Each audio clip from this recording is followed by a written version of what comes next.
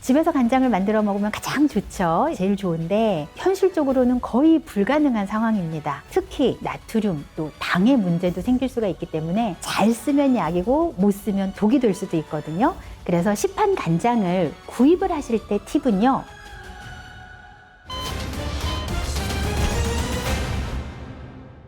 안녕하세요. 건강의 신 구독자 여러분. 저는 고혈압, 당뇨, 암 같은 만성질환 환자들을 대상으로 해서 26년째 맞춤 식단 처방을 하고 있는 한국식영양연구소 소장 심선아입니다. 음식 맛은 장맛이라고 할 정도로 간장은 굉장히 중요한데요. 특히 이런 간장과 같은 그런 양념류는 나트륨 또 당의 문제도 생길 수가 있기 때문에 잘 쓰면 약이고 못 쓰면 독이 될 수도 있거든요.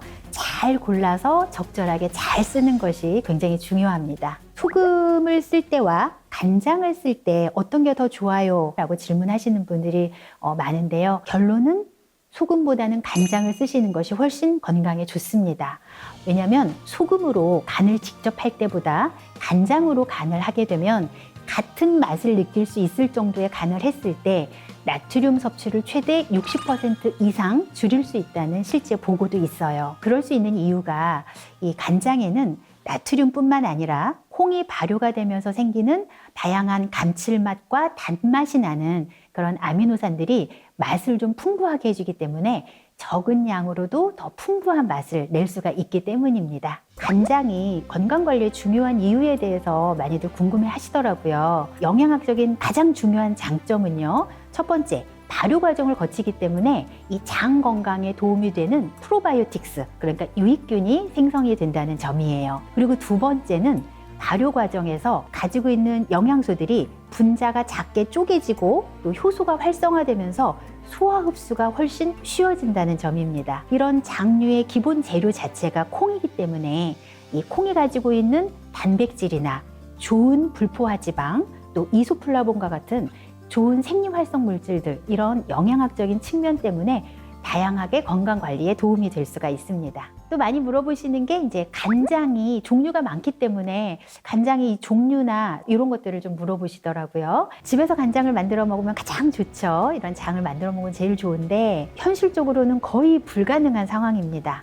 저희 친정엄마는 60년 차 시골에 계시는 주부이신데요. 저희 친정엄마도 몇 년 전부터는 이게 환경 때문인지 기후 때문인지 장맛이 안 난다고 굉장히 상심하시는 경우가 많거든요.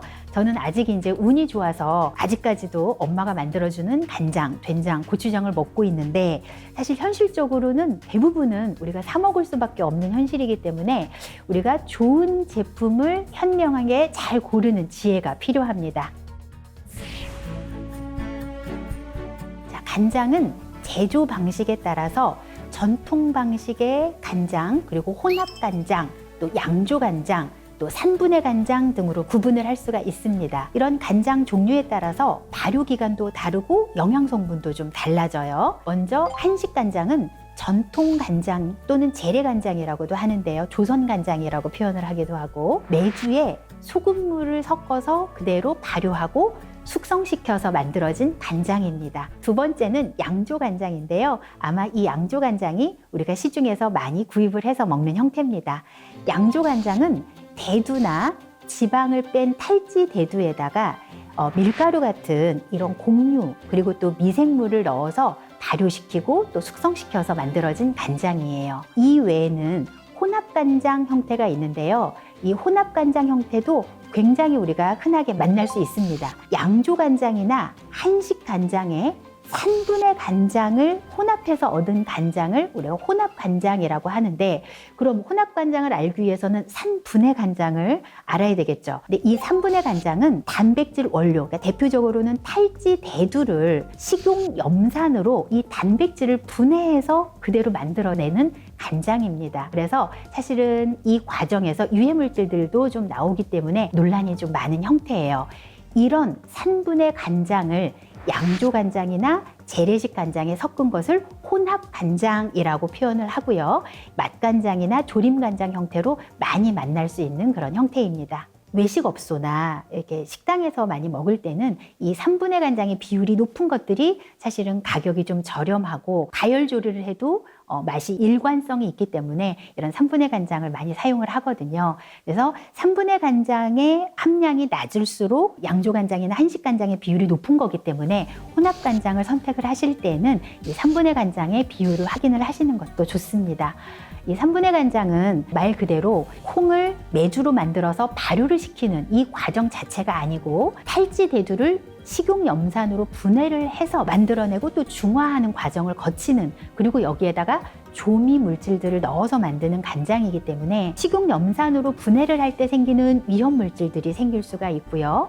그리고 여러 가지 화학 첨가물로 인한 문제들도 생길 수가 있습니다. 그래서 예를 들면 당뇨나 고혈압이나 이런 만성 질환이 있으신 분들이라면 가능하면 3분의 간장을 안 드시면 제일 좋고, 혼합간장을 드신다 할 때에는 3분의 간장의 함량이 가급적 낮은 것을 선택을 하시는 것이 좋겠습니다. 양조간장의 경우라면 총 질소 함량을 확인을 하시는 것도 좋은 방법입니다.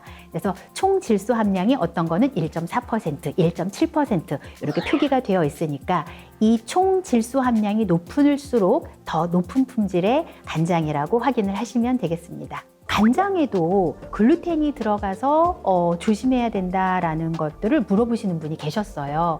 자, 실제로 한식 간장, 이걸 우리가 조선 간장이라고도 하고 또는 국간장이라고 표현을 하기도 하는데, 이런 조선 간장은 100% 메주하고 천일염, 소금으로만 만들어지기 때문에 여기에는 밀, 또 글루텐 이런 것들이 함유가 되지 않습니다. 자, 그런데 우리가 양조간장이라고 부르는 것 또는 혼합간장이라고 하는 형태들은 대부분이 다 밀이 함유가 되기 때문에 글루텐이 들어갈 수 있습니다. 이 밀은 발효 과정을 돕는 역할을 하기 때문에 시판용 간장에 굉장히 많이 사용이 돼요. 그래서 혹시라도 글루텐에 대해서 자가 면역 반응을 보이는 셀리악병이 있거나 셀리악병은 아니더라도 글루텐 민감성이나 글루텐 불내성이 있는 사람들은 글루텐을 조금만 먹어도 소화불량이나 복통이나 또 피로감 같은 증상들이 나타날 수 있기 때문에 이런 분들은 이런 양조간장 같은 것들을 조심을 하셔야 되겠죠. 그리고 글루텐과 별도로 밀에 대한 알레르기가 있는 경우에는 이 밀 성분이 포함된 간장에도 알레르기 반응을 일으킬 수 있기 때문에 주의가 필요합니다. 그래서 글루텐 만약에 섭취를 안 해야 되는 분들이라면 요즘에는 글루텐 프리 간장을 선택하는 방법도 있어요. 아예 한식 간장, 조선 간장은 밀이 들어가지 않기 때문에 당연히 글루텐 프리일 수 있고요. 또 기본적으로 글루텐을 제거한 그런 글루텐 프리 간장도 판매가 되고 있기 때문에 글루텐이 민감한 분들은 간장의 원료와 성분 표시를 주의 깊게 확인을 하고 제품을 선택을 하는 것이 안전합니다. 여기에 플러스 설탕 함량이 꽤 높은 경우도 많이 있습니다. 양조간장이나 혼합간장의 경우에는 설탕이 들어가는 경우도 많은데 설탕이라고 표기가 되어 있는 경우도 있고 정백당이라고 들어가는 경우도 많기 때문에 당뇨가 있으셔서 혈당 조절이 필요하신 분들이라면 간장을 구입을 하실 때 설탕 또는 정백당 이런 당이 별도로 추가되지 않은 제품을 고르시는 것도 굉장히 중요해요. MSG가 들어가는 제품들도 꽤 있어서요. 특히 맛을 내는 맛간장이나 조림용 간장에는 MSG가 들어있는 경우가 많아서 원재료명에 MSG나 글루탄산 나트륨과 같은 이런 조미나 향미를 내는 첨가물이 있는지도 확인을 하시는 것이 좋습니다. 그리고 또 하나, 모든 간장은 재래간장을 포함해서 양조간장과 그다음에 혼합간장을 다 포함해서 고온에서 가열을 하게 되면 콩에 들어있는 단백질과 당이 고온에서 반응을 하면서 최종 당화산물이라고 하는 당독소가 만들어지게 됩니다.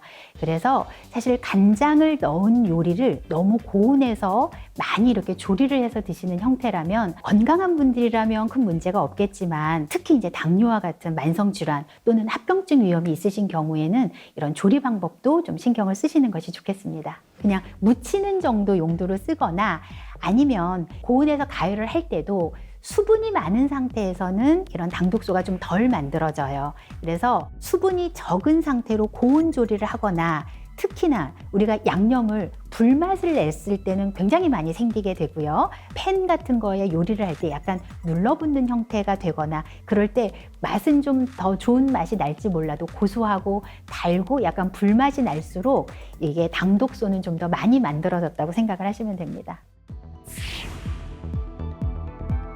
간장이 보통 이제 플라스틱 용기에 담겨져 있는 경우가 많기 때문에 미세 플라스틱 침출에 대한 우려를 하시는 분들이 종종 있으시더라고요. 특히 간장이 나트륨이 좀 많이 있기 때문에 이런 고나트륨 환경에서 햇빛이나 또는 열에 노출이 됐을 때는 이 플라스틱 구조가 변하면서 미세 플라스틱이나 또는 화학 첨가물들이 용출이 될 가능성들이 있습니다. 예를 들면 주방 가스레인지나 이런 데 위에다가 놓고 쓰신다든가 너무 이렇게 햇빛이 많이 드는 곳에 두신다든가 이런 고온 환경에서는 플라스틱에서 유해 물질들이 이 간장으로 침출이 될 우려가 있기 때문에 이런 경우에는 반드시 좀 서늘한 곳에 좀 저온에서 보관을 하시는 것이 좋습니다. 만약에 너무 장기적으로 보관을 하거나 또는 좋은 간장의 품질을 오래 유지하고 싶거나 또는 이 미세 플라스틱에 대한 위험을 아예 없애고 싶다면 이 플라스틱 병에 들어있는 간장을 구입을 하셨다 하더라도 유리병이나 스테인리스 용기로 옮겨 담아서 보관을 하시는 것이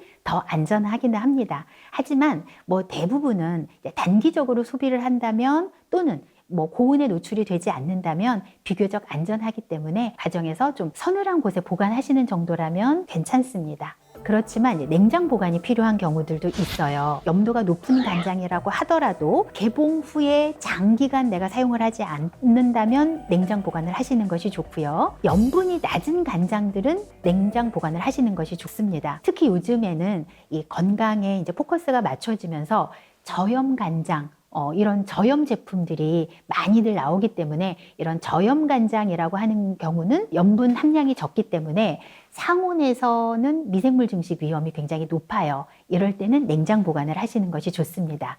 자, 그리고 저염 간장이면서 재료가 복합적인 간장들, 다른 양념이 섞여 있는 간장들, 대표적으로는 뭐 맛간장, 뭐 조림간장 이런 간장들은 부패 가능성이 높기 때문에 개봉 후라면 냉장 보관을 하시는 것이 권장됩니다. 다만 이 간장을 냉장고에 보관을 하게 되면 이 저온이기 때문에 침전물이 생기거나 조금 엉기는 현상들이 생길 수 있어요. 간장의 품질 자체에는 큰 영향이 있는 건 아니기 때문에 잘 흔들어서 사용을 하시면 됩니다. 음식이라고 하는 것은 건강적인 측면도 있지만 맛으로 주는 즐거움도 아주 크기 때문에 이 음식의 맛을 내는 가장 중요한 간장. 자, 오늘 말씀드린 내용들을 잘 기억하셔서 바르게 선택하고 또 바르게 사용할 수 있기를 바랍니다.